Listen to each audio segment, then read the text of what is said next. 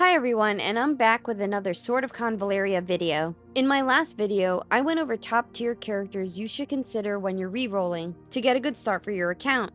I recommend checking out that video if you haven't already. But this game is full of powerful characters who are exceptionally viable and valuable for your account. In this video, I'm going to go over 7 characters that are worth building if you have them, or worth considering if you're re-rolling. So let's get into this. The first character is Dantalion. He's a high-tier, powerful, self-sustaining DPS. His trait skill, Path to Kingship, increases his HP, attack, and defense. Whenever a character is defeated on the battlefield, he recovers his own HP and restores energy.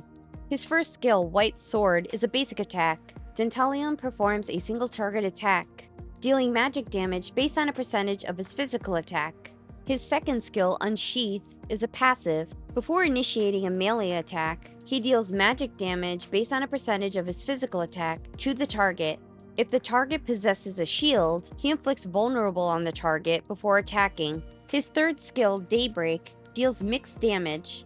He performs a physical attack on all enemies within a 3x2 tile range in the targeted direction, and prevents them from receiving any healing buffs. Then he launches an additional attack that deals magic damage, based on the percentage of his physical attack, and dispels all buffs on the targets.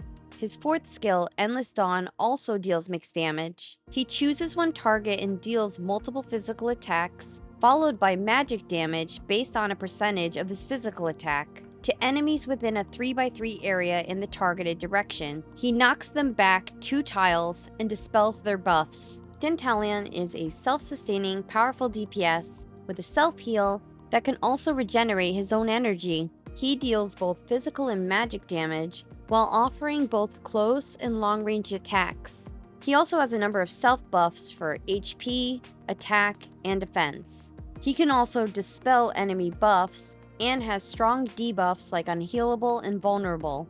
He also has the ability to knock back enemies. He is powerful, but there are some negatives. He has to defeat the enemy to benefit from his self-heal and energy regeneration, so it's beneficial to team him up with support characters that will boost his damage output. In addition, in order to apply the vulnerable debuff, the enemy has to have a shield. He also can't make use of his debuffs if the enemies have immunity. His debuffs could also be cleansed. You'll have to be careful with the turn order of his skills, or team him up with other characters who also have a dispel, so you can dispel the enemy's buffs first so that he can apply his debuffs to the enemy.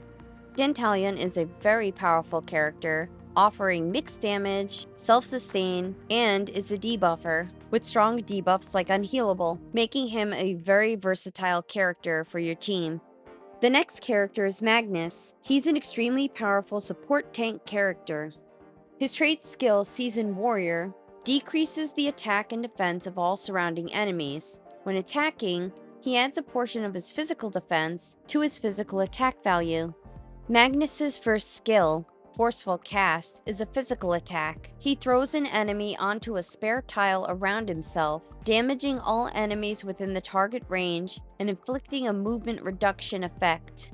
His second skill, Mountain Breaker, is a physical attack. He performs a single target attack that deals physical damage. Before attacking, if the target is in an injured state, it cannot receive allies' aura effects. When the target is defeated, Magnus recovers energy. His third skill, Blood of Steel, is a leader's aura skill. Magnus increases attack and defense for all allies on the battlefield in the immovable category, reduces damage received when in healthy state, and is unaffected by injured state. His final skill is Cry of Victory. This is a passive skill. When an enemy is defeated around Magnus, he inflicts attack reduction on all enemies within a specific range and grants allies damage increase. This skill is immediately triggered before using Mountain Breaker.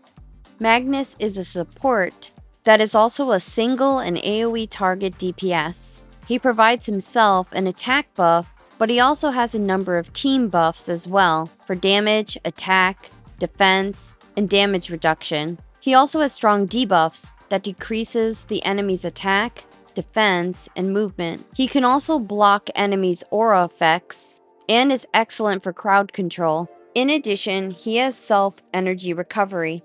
The biggest issue with Magnus is that his skills have some strict requirements. For example, his leader aura buff only applies to immovable category characters. So for example, Dentalian and Gloria will benefit from his buffs. In addition, the block aura effect only works on targets in an injured state. He also has to defeat enemies in order to recover energy and to benefit from his passive for attack reduction and ally damage buff.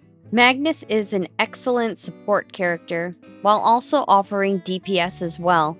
The combination of him buffing up your team while applying devastating debuffs to the enemy make him great for crowd control and a great asset for a team, especially those that can take advantage of his leader's aura buff.